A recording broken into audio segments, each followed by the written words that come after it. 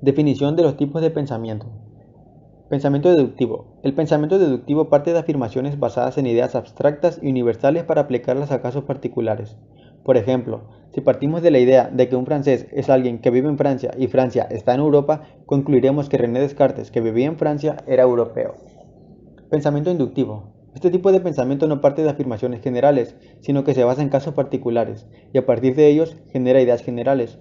Por ejemplo, si observamos que las palomas tienen plumas, los avestruces tienen plumas y las garzas también tienen plumas, podemos concluir que estos tres animales forman parte de una categoría abstracta llamada saurópsidos. Pensamiento analítico. El pensamiento analítico crea piezas de información a partir de una unidad informacional amplia y llega a conclusiones viendo el modo en que interactúan entre sí estos fragmentos. Pensamiento lateral o creativo. En el pensamiento creativo se juega a crear soluciones originales y únicas ante problemas, mediante el cuestionamiento de las normas que en un principio parecen ser evidentes. Por ejemplo, una silla de columpio parece predestinada a ser utilizada en un tipo de juguete muy particular, pero es posible transgredir esta idea utilizándola como soporte para una maceta que cuelga de un porche. Pensamiento suave. Este tipo de pensamiento se caracteriza por utilizar conceptos con unos límites muy difusos y poco claros, a menudo metafóricos, y la tendencia a no evitar las contradicciones. Pensamiento duro. El pensamiento duro utiliza conceptos lo más definido posible y trata de evitar las contradicciones. Es típico del tipo de razonamientos vinculados a la ciencia, en los que un ligero matiz es el vocabulario usado puede llevar a conclusiones totalmente erróneas, y por eso puede resultar difícil avanzar a partir de él, dado que requiere una buena cantidad de habilidades cognitivas trabajando a la vez para alcanzar el buen fin. Pensamiento divergente. En el pensamiento divergente se establece una división entre dos o más aspectos de una idea y se explora las posibilidades de mantener esta partición. Por ejemplo, si alguien utiliza una misma palabra haciendo que cada vez tenga un significado distinto, detectar este error es un caso de pensamiento divergente en el que se detectan los distintos significados. Pensamiento convergente. En el pensamiento convergente se da un proceso por el cual nos damos cuenta de que hay diferentes hechos o realidades que encajan entre sí, a pesar de que en un principio parecía que no tenían nada en común. Por ejemplo, si una familia de monarcas se da cuenta de que en una guerra les interesa ponerse a favor de uno de los dos bandos, habrán partido del análisis de los diferentes actores en conflicto hasta llegar a una conclusión global acerca de la opción más conveniente. Pensamiento mágico. El pensamiento mágico confiere intenciones a elementos que no cuentan con voluntad ni conciencia propia, y menos aún capacidad para actuar siguiendo. Ok, veremos sobre eh, los diferentes tipos de... una descripción muy corta de los diferentes tipos de razonamiento. Empecemos con el deductivo. Es uno muy usado en matemáticas y cualquiera que haya resuelto un rompecabezas como el Sudoku ha usado el razonamiento deductivo. Cuando razonamos deductivamente usamos hechos conocidos para llegar a una conclusión lógica que sabemos que pues, es verdadera. Por el contrario, o eso pareciera por el nombre, tenemos el razonamiento inductivo. Es una herramienta matemática sofisticada, aunque la usamos desde hace mucho tiempo. Es esa forma en la que nosotros vemos que ocurre algo y lo relacionamos y lo imponemos como una ley dentro de nuestra cabeza. Por ejemplo, desde que somos niños sabemos que si tiramos algo al suelo, este pues tenderá a caer. Después tenemos el pensamiento analítico. Al creer que es analítico, muchos se basan en que es matemático o inclusive de programación, pero no, ese se puede utilizar en áreas de conocimiento, incluso en nuestra vida diaria hacemos uso de él de forma muy habitual. Por ejemplo, es muy útil en departamentos de incidencias o de atención al cliente. Este descompone problemas complejos en pequeñas partes más simples y fáciles de analizar y por ende de solventar. Después tenemos el pensamiento creativo. Este consiste en el desarrollo de ideas y nuevos conceptos. Se trata de la habilidad de formar nuevas combinaciones de ideas para llegar a una necesidad. Es el resultado o el producto del pensamiento creativo puede llegar a ser muy original. Es como por ejemplo llegar a, no sé, pensar en una canción. Después tenemos el pensamiento suave. Es ese pensamiento con límites muy difusos. Sería como una idea muy fugaz, muchas veces metafórica, como por ejemplo un pensamiento de qué son las iguanas, que es algo muy, que, o sea, son hechos realmente pues verídicos, pero la idea llega y se va con la misma. Después tenemos el pensamiento duro, que es todo lo contrario. Este tiende a ser riguroso, lógico, preciso, exacto, específico y muy coherente. Es una forma de pensamiento que se ha adoptado últimamente, ya que pues es muy frío y calculador y puede ser utilizado para la inteligencia artificial. Después tenemos el pensamiento divergente o lateral, que es la capacidad de generar múltiples e ingeniosas soluciones a un mismo problema, como ya se vio en el pensamiento creativo. Descomponemos una idea y llegamos a la solución, pero el divergente o lateral es para solucionar este problema. Es un enfoque mental muy espontáneo, fluido y no lineal. Te da por la curiosidad o el inconformismo y puede llegarse a formular como una idea concreta. Después tenemos el pensamiento convergente, que es ver desde afuera hacia nosotros, hacia el foco. Es ese pensamiento que, por ejemplo, antes de hablar pensamos lo que vamos a decir. Ese es un pensamiento convergente. Saber qué vamos a decir antes de o qué estamos pensando, analizarlo más que nada.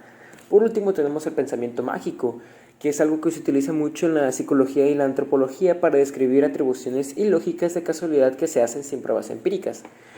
El ejemplo más claro que podemos tener de esto es, por ejemplo, la primera persona que creyó que el sol era un dios, creyó que hay un cielo y que hay un infierno, que la lluvia la provee alguien o algo afuera.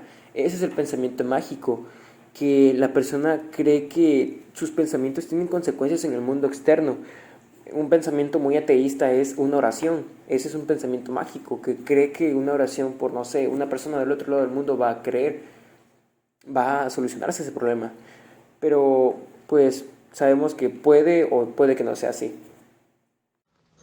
A mí me tocó los elementos de los tipos de pensamiento. Antes de dar a conocer los elementos, voy a dar un breve significado de qué es el pensamiento. El pensamiento es la capacidad que tienen las personas de formar ideas y representaciones de la realidad en su mente, relacionando unas con otras. Otro término es parte del ser humano en la que se considera que se almacenan las ideas formadas por la mente. Ahora voy a conocer los elementos. Primer elemento, pensamiento deductivo.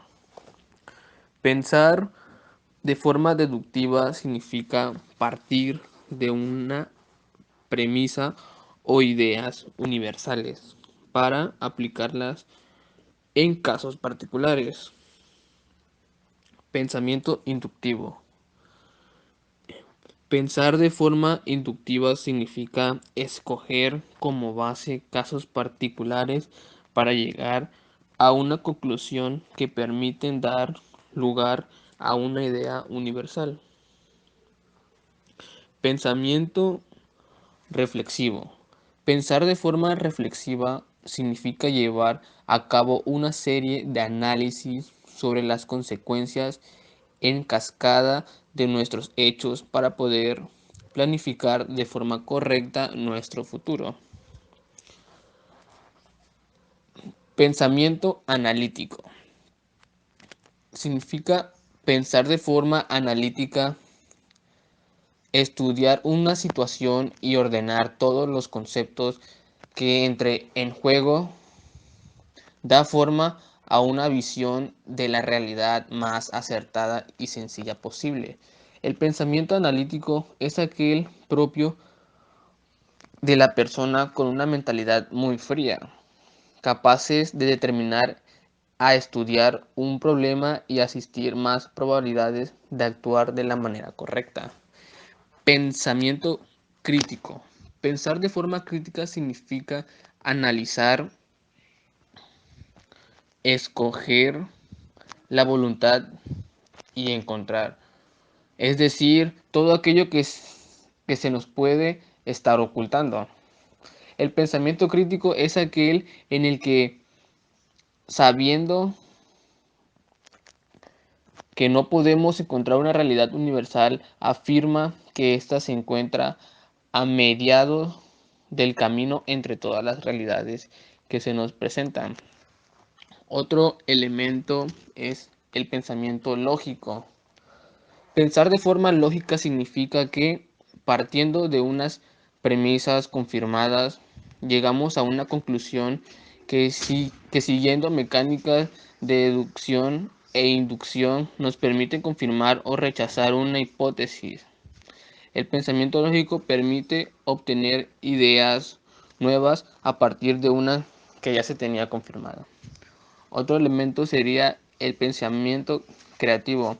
Pensar de forma creativa significa encontrar solución única y originales a problemas y también dar con nuevos objetos de día a día. El pensamiento creativo, también conocido como pensamiento lateral, es aquel propio de las personas imaginativas. Pensamiento práctico. Pensar de forma práctica significa reducir la realidad a encontrar conceptos, objetos o soluciones a problemas que nos llevan a cumplir con nuestro objetivo de la forma más sencilla y rápida posible. Estos serían los elementos. Anteriormente se mencionaron algunos de los diferentes tipos de pensamiento que mayormente ocupamos en nuestra vida cotidiana. A continuación les daré a conocer sus beneficios. Número 1. Pensamiento deductivo. Este pensamiento permite que descubramos lo que se investiga por medio de principios o teorías ya fomentadas. Encuentra principios desconocidos a partir de los hechos conocidos. Soporta los errores. Número 2. Pensamiento inductivo. Estudia elementos por separado y se puede llegar a establecer modelos o hipótesis generales. Se estudia con certeza todos los elementos de una investigación. Es fácil para todo público y solo tiene una sola interpretación. Número 3. Pensamiento analítico. Este pensamiento se fundamenta en evidencia y no en emociones. Siempre se está presente en el análisis al hacer la pregunta ¿qué? Este es detallista y metódico. Descompone las partes de un problema para entender la estructura y cómo se interrelaciona, pudiendo identificar lo relevante de lo irrelevante. Número 4. Pensamiento lateral o creativo. Propone diferentes soluciones a un mismo problema, dándonos seguridad propia en enfrentar problemas de manera decidida y tranquila. Hace que nos conozcamos mejor a nosotros mismos y así poder fomentar o buscar soluciones en caso de que nos encontremos con algún malestar. Nos hace entender que una misma visión puede partir desde diferentes perspectivas. Número 5. Pensamiento suave. Nos permite ver las situaciones que se nos presentan en un ámbito filosófico. Usa conceptos difusos, metafóricos, busca expresar su idea de manera informal, nada precisa, sin importar si se entendió lo que se quería dar a conocer. Trata de mantenerse en una posición en la que no existan contradicciones. Número 6. Pensamiento duro. El pensamiento duro eleva o da primicia exclusiva a las cosas, hechos y fenómenos que puedan ser palpables, concretos, que puedan ser cuantificables y sean valorados económicamente.